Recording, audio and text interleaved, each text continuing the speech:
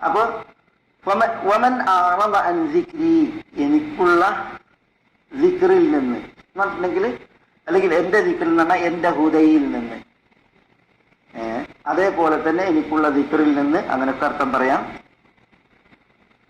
വല്ലവരും തിരിഞ്ഞു കളഞ്ഞാൽ ഫഇന്ന ലഹു, അവനുള്ളതാണ് മഈശത്തൻ ദൻക, ഇടുങ്ങിയ ജീവിതം. ഇടുങ്ങിയ ജീവിതം. എന്ത് ഈ ഇടുങ്ങിയ ജീവിതം? ഈ ഇടുക്കം എവിടെയാണ്? അല്ലാഹു സുബ്ഹാനഹു വ തആല ലഹു മഈശത്തൻ ദൻക പറഞ്ഞ ഇടുങ്ങിയ ജീവിതം അവനാണ്.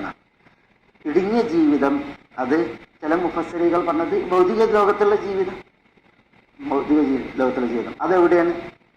പലപ്പോഴും അള്ളാഹുവിൽ നിന്നുള്ള ദിക്റിൽ നിന്ന് പുറംതിരിഞ്ഞ് ജീവിക്കുന്നവർക്ക് ചിലപ്പം ഭൗതികമായിട്ടുള്ള വിശാലതകൾ ഉണ്ടായിന്ന് വരും.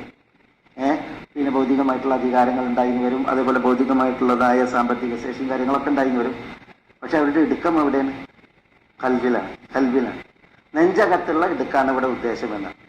പക്ഷെ ഇബ്നു ഹിബ്ബാൻ ഉദ്ധരിക്കുന്ന ഒരു ഹദീസിൽ നബി സല്ലല്ലാഹു അലൈഹി വസല്ലം തങ്ങൾ പറയുന്നുണ്ട്, അബൂ ഹുറൈറയിൽ നിന്നാണ് ഹദീസ്. അതിൽ പറയുന്നുണ്ട്, ഇന്നൽ മുഅ്മിന ഫീ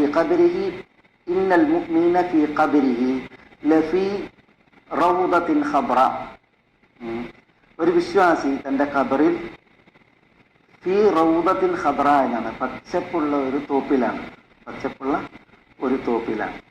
എന്നിട്ട് അതിൽ പറയുന്നുണ്ട്, യുവസ്സിഉ ലഹു ഫീ ഖബ്രിഹി 70 ദിറാൻ. യുവസ്സിഉ എന്നുള്ളത് അതിന്റെ അർത്ഥമാണ്. അതിന്റെ പ്രയോഗം ഖബറിൽ അവന് 70 മുഴം എന്താണ് വിശാലത നൽകും.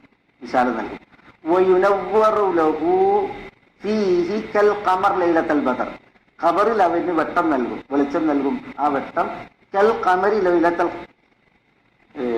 ലൈലത്തുൽ ബദർ, പിന്നെ പൗർണമി രാവിലെ പൂർണ്ണചന്ദ്രനെ പോലെ ഉള്ള വെട്ടം ഖബറിൽ അവന് നൽകും എന്ന് പറയുന്നു. എന്നിട്ട് പിന്നെ റസൂലുള്ളാഹി സ്വല്ലല്ലാഹു അലൈഹി വസല്ലം വിശ്വാസിയുടെ ഖബറിനെ കുറിച്ച് പറഞ്ഞതിന് ശേഷം അതദ്റൂൻ, പിന്നെ മാ ഖൗലുഹു ഫഇന്ന ലഹു മഈശതൻ ദൻക വനഹ്ശുറുഹു യൗമൽ ഖിയാമത്തി അഅമ. അതദ്റൂൻ മൽ ഈശതു ദൻക, ഇങ്ങനെ റസൂലുള്ളാഹി ചോദിക്കുന്നുണ്ട്, നിങ്ങൾക്കറിയുമോ എന്താണ് ഫഇന്ന ലഹു മഈശതൻ ദൻക വനഹ്ശുറുഹു യൗമൽ ഖിയാമത്തി അഅമ? അതേപോലെ നിങ്ങൾക്കറിയുമോ എന്താണ് അൽ മഈശതു അദ്ദൻക എന്നത് എന്താണ് എന്ന് നിങ്ങൾക്കറിയുമോ ചോദിക്കുന്നുണ്ട്.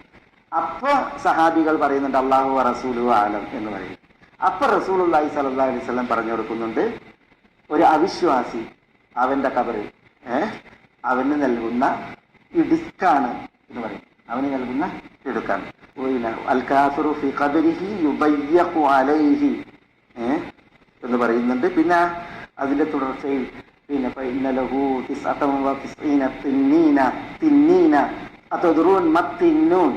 അപ്പോ പിന്നെ 77 ഹയ്യതൻ വലികുല്ലി ഹയ്യത്തിൻ മിൻഹു 7 റൂസിൻ യൽഹസൂനഹു വയൻഖശൂനഹു എന്നൊക്കെ ഹദീസിന്റെ പ്രയോഗങ്ങൾ കാണാൻ സാധിക്കും. ഏതായാലും അതിന്റെ പറയുന്നത് എന്ന് വെച്ചിട്ടുണ്ടെങ്കിൽ, ഈ അൽ മഈശത്തു ദൻക എന്ന് പറഞ്ഞെങ്കിൽ ഒരു അവിശ്വാസിക്ക് ഖബറിൽ ലഭിക്കുന്ന ഇഡിസാണ് എന്ന് പറയും. ഇഡിസായ ഖബർ ജീവിതമാണ് എന്ന് റസൂലുള്ളാഹി സ്വല്ലല്ലാഹു അലൈഹി വസല്ലം തങ്ങൾ ഈ ആയത്ത് ഓതിയിട്ട് പറയുന്നുണ്ട്.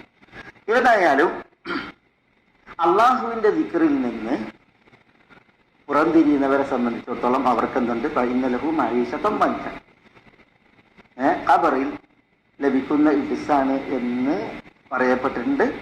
അതല്ല, പിന്നെ ഇത്തരം ആളുകൾക്ക് ഭൗതിക ലോകത്ത് ലഭിക്കുന്ന ഇഡിസായ ജീവിതമാണ് എന്ന് പറയപ്പെട്ടിട്ടുണ്ട്. കൽബിന്റെ ഇഡിസാദയാണ് എന്ന് പറയപ്പെട്ടിട്ടുണ്ട്. ഒക്കെ അതിന്റെ തഫ്സീറിൽ വായിക്കാൻ സാധിക്കും.